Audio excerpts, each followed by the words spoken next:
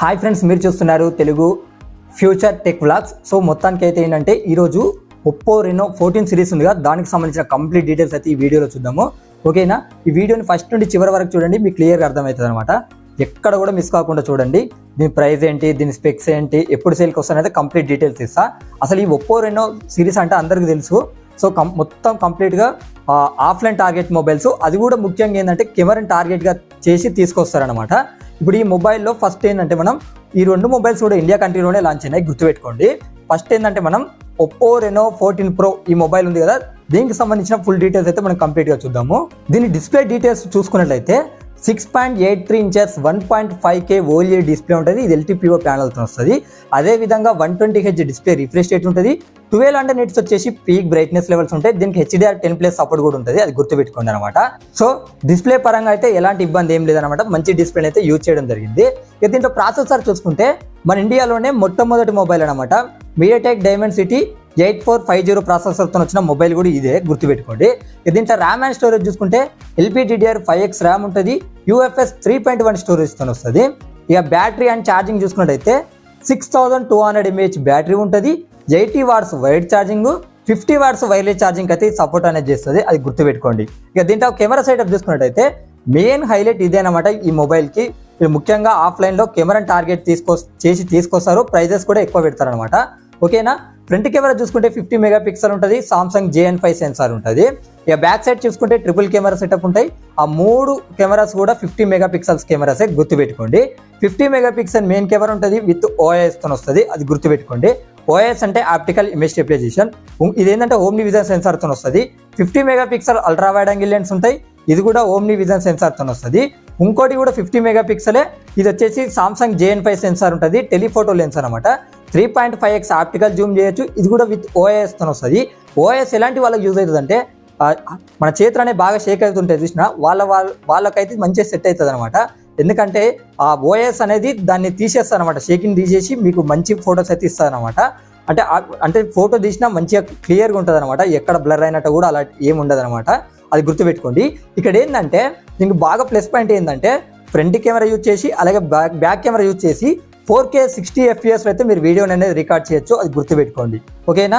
ఇక దీనికి additional features చూసుకున్నట్లయితే Android 15 మీద వస్తుంది, కలర్ వైజ్ 15 మీద వస్తుంది, in display finger print censor ఉంటుంది. 3 years Android updates, 4 years security updates వస్తాయి. డ్యూయల్ స్టీరియో స్పీకర్స్ ఉంటాయి. X axis liner motor support కూడా దీనికి ఉంటుంది అనమాట. ఇక్కడ ఏంటంటే ఒప్పో టియాగాంగ్ కూలింగ్ సిస్టమ్ అయితే దీనికి ఉంటుంది అనమాట. ఇది ఓన్ టెక్నాలజీ. ఇది కూడా ఏంటంటే 5400 mm² వ్యాపర్ చాంబర్ అయితే ఉంటుందని అయితే వీళ్ళు చెప్తున్నారు అనమాట. Wi-Fi 6, Bluetooth 5.4 సపోర్ట్ చేస్తుంది, NFC ఉంటుంది, IR బ్లాస్టర్ కూడా దీనికి ఉంటుంది అనమాట. ఇక్కడ ఏంటంటే ముఖ్యంగా 7.48 mm థిక్నెస్ వచ్చేసిందంటే టైటానియం కలర్ వేరియంట్ ఉంటే, 7.58 mm థిక్నెస్ వచ్చేసి వైట్ కలర్ వేరియంట్ అయితే ఉంటుంది, అది గుర్తుపెట్టుకోండి అనమాట. ఇక 201 grams అయితే ఈ మొబైల్ వెయిట్ ఉంటుంది. ఇక ఈ మొబైల్కి ముఖ్యంగా ప్రొటెక్షన్ విషయంలో కూడా వీళ్ళు ఎక్కడ తగ్గేదిలే అన్న ఇచ్చారనమాట. డిస్ప్లేకి ప్రొటెక్షన్గా ఏంటంటే వీళ్ళు ఒప్పో క్రిస్టల్ షీల్డ్ గ్లాస్ని అయితే దీన్ని యూజ్ చేసినట్టుగా అయితే చెప్తున్నారు. అలాగే ఇది ఫ్రేమ్ చూసుకున్న అల్యూమినియం ఎలాయ్ ఫ్రేమ్తో అయితే వస్తానైతే వీళ్ళు చెప్తున్నారు అనమాట. దీనికి IP66, IP68 అలాగే IP69 రేటింగ్ కూడా దీనికి ఉంటుంది, అది గుర్తుపెట్టుకోండి. ఇక దీంట్లో ప్రైజెస్ చూసుకున్నట్లయితే 12GB 256GB మోడల్ ప్రైస్ చూసుకున్నట్లయితే 49,999 రూపాయలు పెట్టారు. అలాగే 12GB 512GB మోడల్ ప్రైస్ చూసుకున్నట్లయితే 54,999 రూపాయలు అయితే పెట్టారు. సో ఇది ఒప్పో రెనో సిరీస్ అంటేనే మొత్తం offline camera target mobiles. So prices కూడా ఎక్కువ ఉంటాయి, కాకపోతే కెమెరాస్ మాత్రం సూపర్ ఉంటాయి, అది గుర్తుపెట్టుకోండి. ఓకేనా? ఈ సేల్కి చూసుకున్న July 8th అయితే వస్తుంది. కొనే ఇంట్రెస్ట్ ఉన్న వాళ్ళు కొనండి.